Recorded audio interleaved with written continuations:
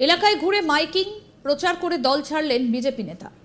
দলের ওপর তীব্র ক্ষোভে টোটো নিয়ে মাইক নিয়ে প্রচার করে দল ছাড়ছেন বিজেপি নেতা। এরকমই একটা ভিডিও ইতিমধ্যে ভাইরাল হয়ে প্রকাশ্যে এসেছে। ভিডিও প্রকাশ হতেই পড়ে গিয়েছে শোরগোল। পশ্চিম মেদিনীপুর জেলার ঘাটাল ব্লকের মনসুকা 1 নম্বর গ্রাম পঞ্চায়েতের আনন্দপুর গ্রামের ঘটনা। টোটোয় রীতিমতো মাইক বেঁধে প্রচার করতে দেখা যায় এলাকার বিজেপি নেতা রাহুল কারককে। তিনি মাইক নিয়ে প্রচার করে বলেন তিনিও তার বাবা গোপাল কারক ঘাটালের আনন্দপুর গ্রামে বুথে বিজেপির পোলিং এজেন্ট হয়েছিলেন। তারা বিজেপি দলটাও বেশ কিছুদিন ধরে করছেন, কিন্তু ভোট শেষ হতে পাত্তা দেননি নেতারা। তাই তিনি মাইক নিয়ে প্রচার করে দল ছাড়ছেন। যদিও এই ঘটনায় শোরগোল পড়ে গিয়েছে। মাইকিং করে তাদের দাবি নির্বাচনের সময় বিজেপি নেতারা কাজ করিয়ে নিয়েছেন, তারপরে আর কর্মীদের কোনো খোঁজ রাখেন না। এমনকি দল পরিচালনার টাকা পর্যন্ত দেয়নি। এই দল একেবারে মিথ্যেবাদী। তবে ভাইরাল ভিডিও হবার পর তাদের আর দেখা যায়নি বলে খবর।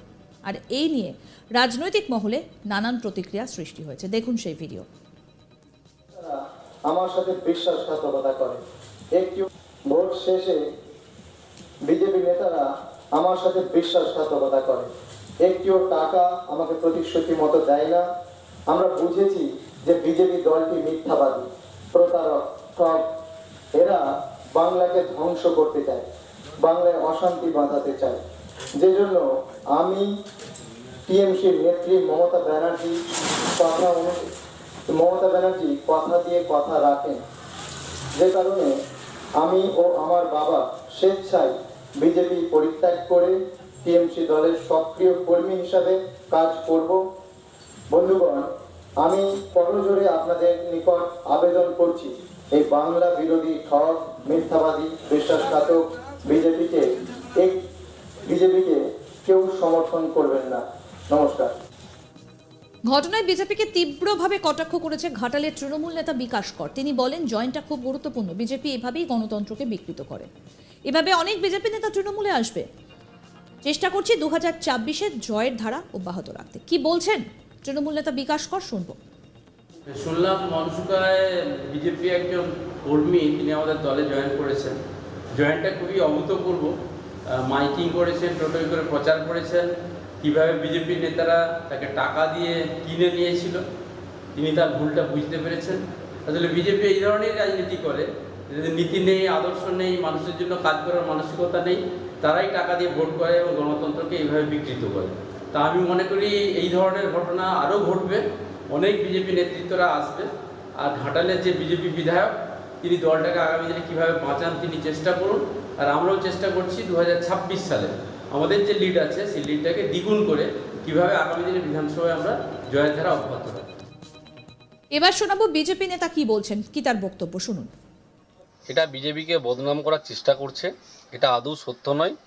আমরা জানি দিকে দিকে চারিদিকে তৃণমূল এইভাবেই সন্ত্রাস করছে, ভয় দেখিয়ে জোরপূর্বক বিজেপি কর্মীদেরকে তৃণমূলে যোগদান করার চেষ্টা করছে এবং যোগদান করাচ্ছে।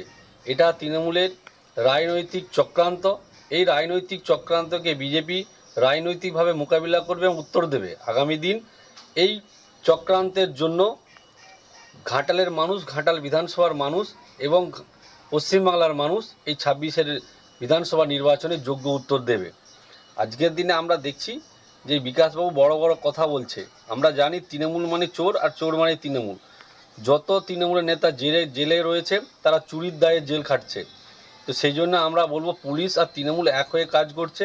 পুলিশ যদি নিরপেক্ষ কাজ করে, পুলিশ যদি তৃণমূল হয়ে না কাজ করে, যদি নিরপেক্ষ কাজ করে, আমরা জোরের সঙ্গে বলছি 1 মাসের মধ্যে ঘাটাল কেন পশ্চিমবাংলা থেকে চোরেদের দল তৃণমূল সাফ হয়ে যাবে। কারণ বাংলার মানুষ এই তৃণমূলকে চায় না। পুলিশ প্রশাসন বিভিন্নভাবে সহযোগ। আমাদের প্রতিনিধি শাহজাহান আলী কি প্রতিবেদন তুলে ধরেছেন, এবার শোনাবো। সত্যি অভিনব এবং রীতিমতো ভাইরাল হয়ে গিয়েছে পশ্চিম মেদিনীপুর জেলা জুড়ে এই মাইকিং এর দৃশ্যটা। তৃণমূলে যোগদান করছি এরকম তিনি বলেছেন, কিন্তু তৃণমূলে তাকে যোগদান করলেও, তিনি ইচ্ছা প্রকাশ করলেও দল থেকে যে নেওয়া হয়েছে এখনো সেটা নিশ্চিত করা হয়নি। তবে এই ভিডিওটা মঙ্গলবারের এবং তা ভাইরাল হয়ে গিয়েছে।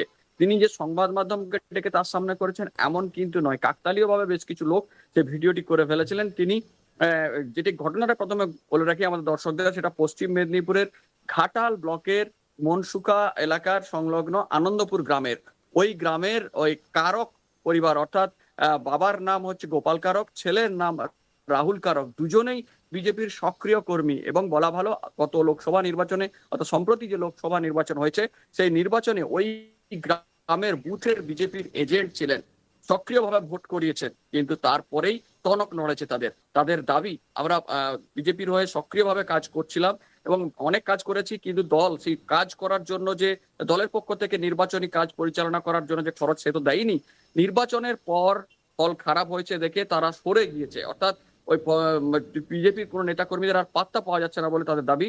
এরপরেই একটা আলাদা রকম প্রতিকূল পরিবেশ তাদের কাছে তৈরি হয়েছে, যে কারণে তাদের মনে হয়েছে যে দলের জন্য কাজ করছিলাম সেই দলের নেতৃত্বদের যদি বিপদে না পাশে পাওয়া যায় তাহলে আমরা দলে থেকে কি করব, এবং সেই জন্যই তারা সর্বসাধারণকে জ্ঞাত করাতে টোটোতে করে মাইক বেঁধে এলাকায় ঘুরে এই প্রচার করেছেন মঙ্গলবার। এবং সেখানে তারা জানিয়েছেন যে অনেক কাজ করেছি, একটা সময় তৃণমূলের সমর্থক ছিলাম, কিন্তু বিজেপিতে পরে বিজেপির সক্রিয় কর্মী হিসেবে কাজ করেছি, কিন্তু দলের নেতাদের কোনো রকম সক্রিয় সহযোগিতা আমরা পাইনি, এমনকি দলে যে থেকে কাজ করেছিলাম তার জন্য কোনো আর্থিক সাহায্য যেটা দেবে বলেছিল নেতৃত্বরা তাও দেয়।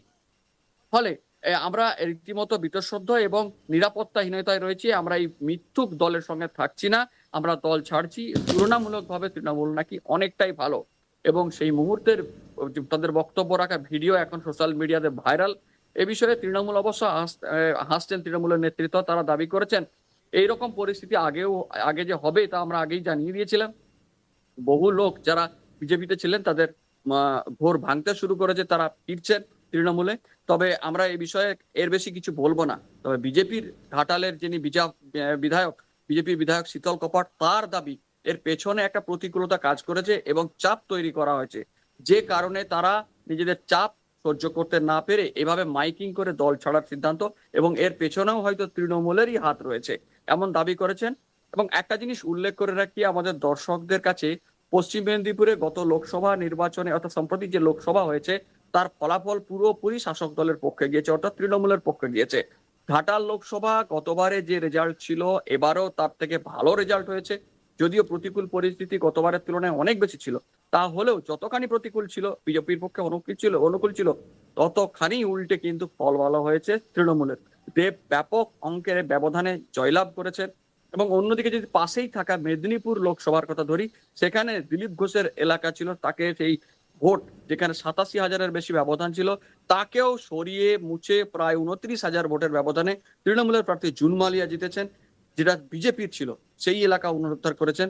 ফলে এই পরিস্থিতি হওয়ার পর একেবারে যে বিজেপির ক্ষেত্রে একটা প্রতিকূল পরিবেশ তৈরি হয়েছে, অনেকেই বিজেপির নেতা কর্মীরা তারা ভাবতে শুরু করেছে। দেখতে থাকুন আজ তাক বাংলার ইউটিউব চ্যানেল, সাবস্ক্রাইব করুন।